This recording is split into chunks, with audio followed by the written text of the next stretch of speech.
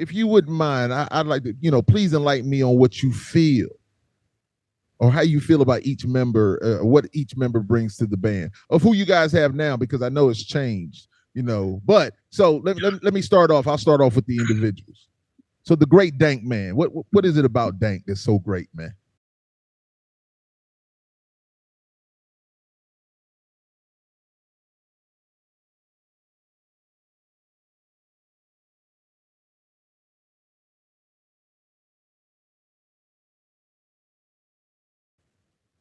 Dank Man's a great person. He's a worldly guy and great friend. Aussie, Aussie, Aussie, Aussie, yeah, Aussie dude. He's an Australian guy that was born in Switzerland that lives in America, so he's got a wild story. Yeah. Always loved him since the beginning, and I met him in college, and I was 17 and just about 18. And I met him, and my roommate was like, "Dude, you gotta meet the guy above us. He's got the Wayne's World guitar." I'm like, "Yeah, he's got the fucking Wayne. Sure, he got the Wayne's World, the one Wayne's World guitar. Yeah, right." And so I like whatever, bro. This dude Greg, like whatever, bro. Yeah. He's all, "No, really, dude, you gotta meet him, Bob." And I come out and I'm listening, and dude's shredding a Kirk Hammett solo, playing along the Metallica song. It's a Metallica song. I was like, right. I really do need to meet this guy. So I hop up the stairs, and we met and became kind of friends pretty much within about a minute. Like, we're best friends, right? Like, yeah. And so we pretty much were inseparable for a few years there. and yeah, we just bro down, and we get along well. And we've only had very, very minimal heated moments against each other in 20 something years, So he's a guy I can live with and enjoy my time with. And, we're on the road. That's what it is. And you're living with people. And, I love my Dank Man. He's a great dude. Dank is truly one of the great human beings. Love him, man. Totally. All right. So let's go to the keyboardist, hey, listen, when I call him Tom Cruise while we were on tour, I call him Tom Cruise, man. He's that guy, man. So Father, man, what's up with Father, man? The Father. Yeah, dude. Yeah.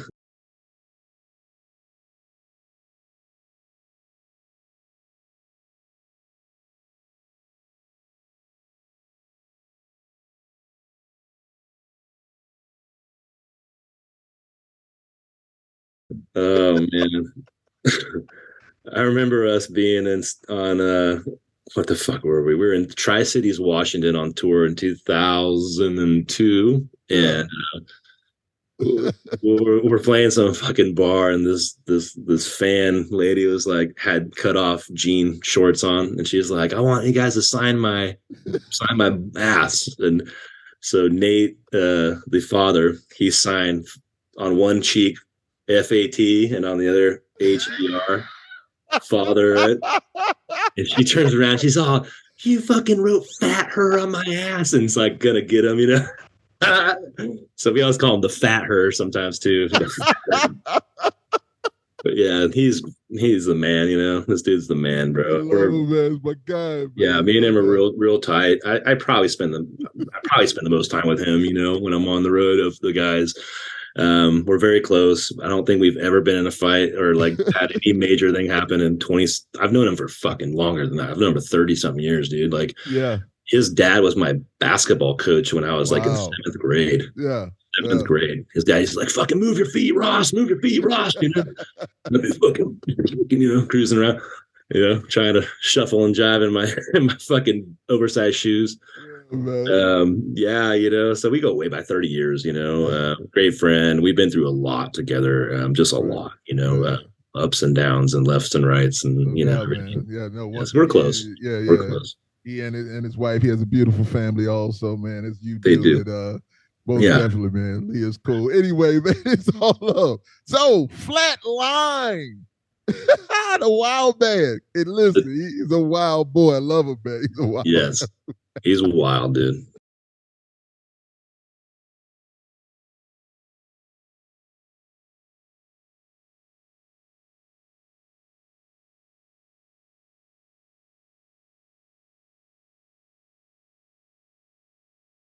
He's a lot. He's a lot, but we love that about him. He's great. Yeah, he's kind of our pit bull. If we have a problem with the promoter or anybody, like we will go get James. You know that. Like you sure you don't want to fucking solve that problem with me? Because I'll get him. Yes, indeed. But yeah, he's great. He's a brother, and we're close and have been for so long. And been me and him been friends for 30 years, dude, and been through a lot. We played 1,000 shows together. Right. Vengeance, I don't think has ever played a show without him. Always been a drummer. Yeah. Yeah, and the only drummer, he's always been the guy. He broke his arm, or his shoulder at one point. And we had a fill-in, like, kind of planned, but it never really happened, and stuff, just to try to keep the ball moving, because he was out for like 9 months. He's had a couple injuries. Yeah. He broke I think it was his ankle in Europe really bad. That Devil Driver tour. Right. Awesome. Awful. Excuse me, and not awesome. It was horrible. But yeah, we've all been injured very badly doing this fucking job. Like every single guy in Vengeance has been to the hospital directly from stage for pretty good stuff. Yeah, lots of broken bones and blood. But shit happens. Yeah, because you guys put in work, man. You're out there handling your business, man. No doubt. So accidents happen. So as you guys called, I don't know where that picture is, but twin, man, Connery, man. What's up?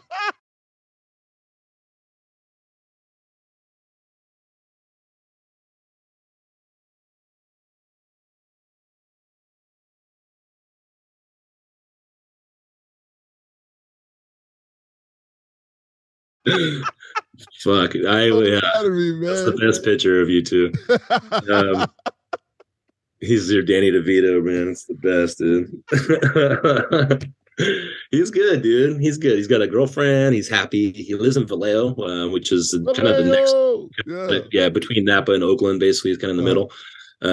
He's working out in the city, doing his thing, and he's good. He's good. He's playing his bass. He's got a little side band that keeps him more busy on the day to day. Yeah, but he's always down with the Venge, and we pull together when we do. So we're trying to start, getting a little more active again now that the everything's opened up, and just so many cancellations. It was very discouraging to book anything because everything get postponed and shit. Like, fuck, dude. And we didn't have to do anything, so it's kind of like, But we played a couple of shows the last few months, and it's felt really good. Wow. So, besides my cardio, it's felt really good. Yeah. You're like, oh my god, dying, dude. Yeah. Other than that, it's been good. Yeah. So, Mr. Hell B, man. John Wetters, man. Listen, another Hell one. Listen.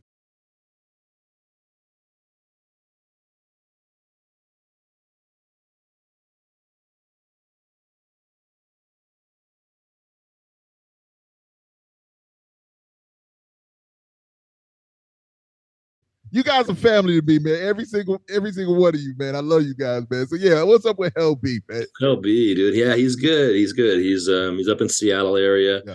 Yeah. He plays us when he can. He's taken a job being a guitar tech for this band Black Veil Brides. They're really famous, right? So they've been traveling around the entire world, dude. They just were in the UK last month. I saw them a few months ago. They had me come out and see them like at one of the shows, and it's a lot of fun. They get me backstage. You get to go on the bus, get to fucking hang out with everybody. The singer's a Bengals fan, which for me, you can bro down on that. But cool dudes. They're super professional crew. And had a great time with them I think it was about a year ago. Metallica played a festival out here, and they let me come out backstage. So I was like behind Metallica with them. And I talked to you guys when y'all were out there. Yeah, we talked. Yeah, good times. So I was talking to Hell B there, Dave. Me and him are really big Lord of the Rings fans, Hobbit and shit. And so like there's some new ones being made right now. Excuse me. And we're gonna go get together. We're gonna go get together and do that. So we got a photo bomb here. Hey, listen, what's up? Yeah, there's little Jack. What's going on, man? It's all love. Family time. Yeah. Listen, that's what it is, man. Come on, man. It's all love, man. Yeah.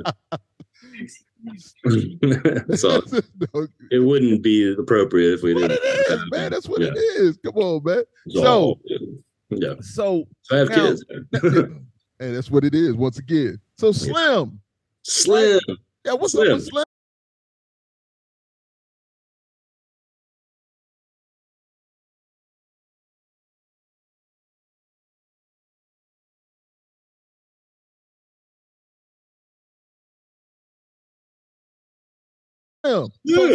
So I've never seen Slim. You know, when you guys when we did our thing, Slim was with you. Right. So all the other guys have been with you. So what's up with Slim, man? He's a great guy. Nice to meet you. Yeah, Slim's good. You know, we always try to pull him out. You know, and if there's like he'd probably be the first guy we call if Connery can't come to a tour or something. But you know, he's got a little daughter. He's doing good. His wife, you know, he's wife and daughter, and he's a happy guy. He's working and.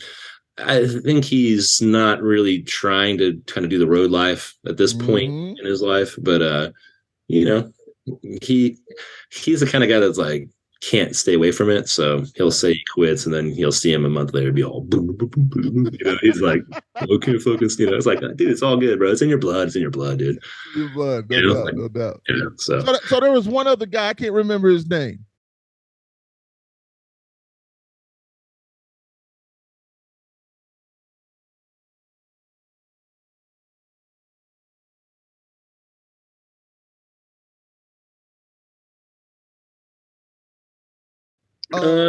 Yeah, Ruxton, maybe Eric, the other guitar that we had for a little bit. Not sure that a little bit, but Eric's played with us often. When John and Eric basically, you know, kind of fill in for whoever's available, you know. Got you. So, you know, and so sometimes Eric goes on tour, sometimes John goes on tour. The local shows, he lives here, so it's a little easier for local shows. We would fly John Helby in for some of the bigger ones, but they've both done major shows with us and tours. Excuse me, they've both done, I think, at least 2 of the Europe tours and we've done and stuff like that, you know, and some of our biggest stuff. But yeah, we've been really lucky to have 2 really talented guys be able to fill in or, you know, handle that position, let's say, you know, indeed. Very team based. And the guys are super selfless about it. It's been like, you know, fuck, dude, I can't make that tour. And they're fuck, I can, you know, and so, it's been cool. So we never been on stage with all of us, like, you know, Leonard Skinner with 3 guitars, but which I don't think we need, but you know, it's nice to have someone to call if, you know, you can't do it. Sometimes we can't get them, either of them, and Dank Man will play on his own, you know, but the Vengeance music is pretty written with 2 guitars. There's a lot of back forth and stuff, you know, going on, and all the solos have rhythm under them that you miss, you know, if it's just the bass and stuff. Of course. You know, and some bands do that better than others, but I feel like Vengeance is at its best when it's, you know, with 2 guitars. Oh, well, you guys just got a great collective, great individuals, great human beings, man, playing with you, man. That brotherhood, man, that's amazing. It really is. So, all right. Tell us about traveling across the country, touring at, what were you, 16 with your bros? And how did you guys as musicians, man? I mean, young, traveling across the country, playing music. Talk to me about that. Yeah, we started branching out at around 16. I think at 17 is when we really left the state. And at 17, my senior project in high school, for one of my classes, or it was like, we all had to have some kind, not a thesis. It wasn't like college, like master's, but it was sort of like a miniaturized thesis of like, you have to do some kind of project and do something and, you know, like either prove something or do something, you know? And so mine was like a do something kind of project where I was going to book a tour for Vengeance. Right. And so, and this is back when the resource, the internet's brand new. You have to wait 3 minutes for a page to like load up like this. Right. For all our younger people watching this interview, fucking, you guys would have wanted to shoot your fucking selves. You guys wouldn't imagine the patience that it would take to load a fucking website. Yeah, right. You know. So the younger people didn't have to suffer through that, but so it was very difficult to book a tour, being an unknown band. You know, so there was like, and there probably still is, some resources that are in print, like you know, you like in San Francisco or Seattle are going to have like these kind of entertainment guides, right, with like club listings. that's kind of what I was seeking out, was stuff like that. And we'll try to find like where are the metal bands playing in Portland and Seattle and some of these cities that we would hop up to from the West Coast. And so our first tour was basically to go to Seattle and back. And my parents had just moved to Seattle, so it was a good place to go. We have a place to pit stop, safe place, sleep, and kind of do a couple Washington shows, and then kind of drive back down. And that was what we did. So we had like a pickup truck with a shell on it and a U-Haul trailer and a four-cylinder shitty truck, and leaving California's massive mountains called the Siskiyous. And we blew our transmission like going into Oregon, and had to. We drove on the Interstate 5 in the emergency lane because we couldn't get out of second gear. We could do first and second gear. We drove 35 miles an hour for like 400 miles and didn't get pulled over. Nothing happened. Totally normal. We shredded like 2 of our tires. We fucking barely made our first gig.